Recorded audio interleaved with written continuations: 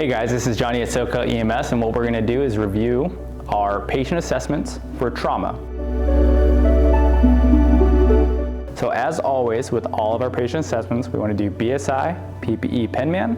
So PenMan is personal protective equipment, environmental hazards, number of patients, mechanism of injury, nature of illness, additional resources, generally ALS or fire, and any need for extrication or C-spine. So with all of our trauma patients in trauma assessments, we always want to consider C-spine. So for our patient, if he's lying supine, we want to delegate that out right away to a partner. So I'm going to delegate to my partner, go in a whole C-spine for me.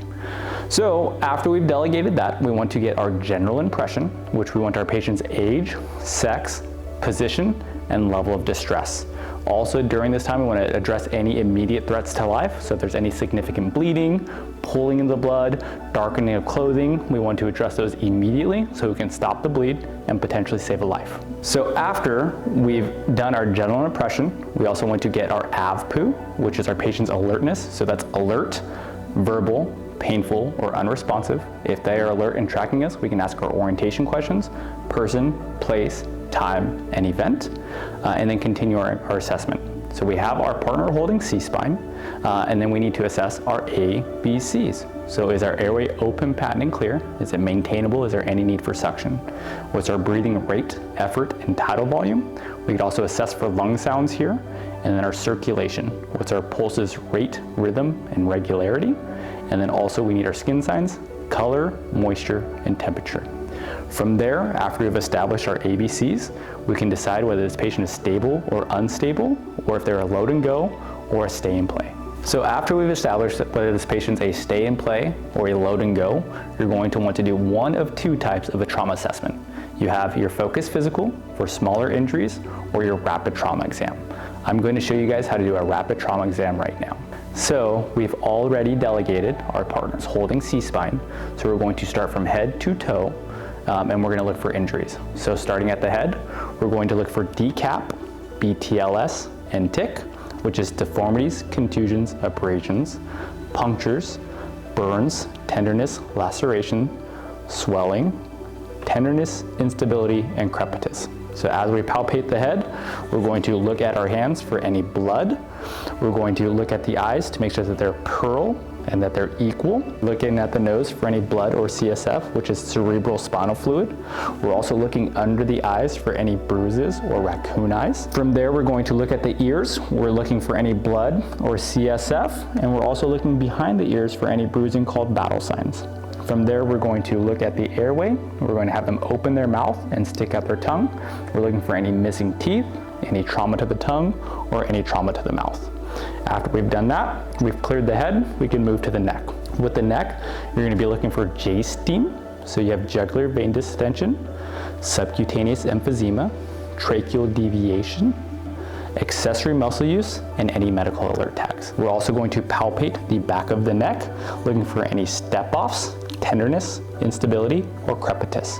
Once we've cleared the neck, we can then place the patient in a C-collar. After we've placed the patient in the C-collar, we're going to then now move down to the chest. We're going to palpate the chest, we're going to barrel hoop the rib cage, and we're going to palpate the sternum. We're looking for any flail segments, paradoxical movement, and any crepitus into the chest wall. After we've done that, we can move down to the abdomen. In the abdomen, we're going to use an acronym called Dr.GERM.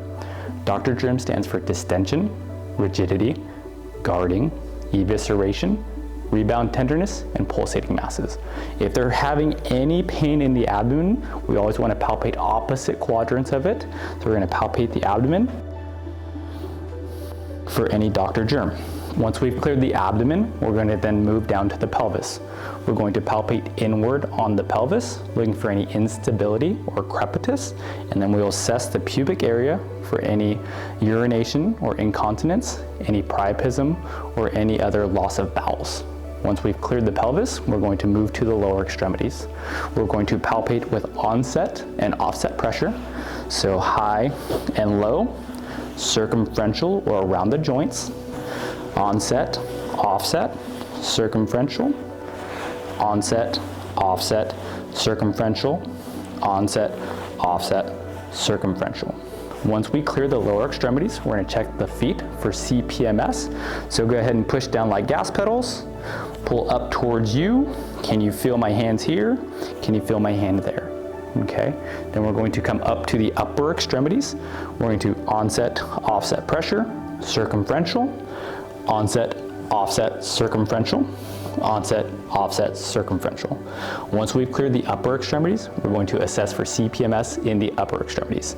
So sir, go ahead and squeeze my hands, wiggle your fingers. Can you feel this? What fingers am I touching? After we've done that, we're going to roll the patient onto their side so we can assess their back. So on headman's count, ready, 1, 2, 3, we're going to flip or roll our patient, and then we're going to palpate the back. Looking for any decap, BTLS and tick, any step-offs, any instability, crepitus, or exit wounds. Once we're done with that, from here we can place the patient on a backboard. So back on headman's count, we'll roll him back onto his back. And then we will reassess the patient every 5 or 15 minutes, depending on whether or not they're stable or unstable.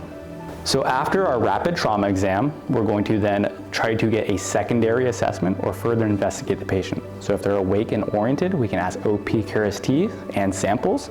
Then we also want to get our vital signs, which is PR-BELS, pulse, respiration, blood pressure, eyes, level of consciousness, lung sounds, skins, SpO2, and sugar. So we're going to reassess our patient and then continue watching. So one thing that we need to remember while doing our trauma assessments, that if we have to strip and flip these patients or cut and expose all of their injuries to make sure that we're not missing anything, we have to cut off all of their clothes. But at the same time, we need to maintain their privacy and also consider hypothermia. So once we get these patients into the back of the ambulance, we want to cover them in blankets and turn on the heater.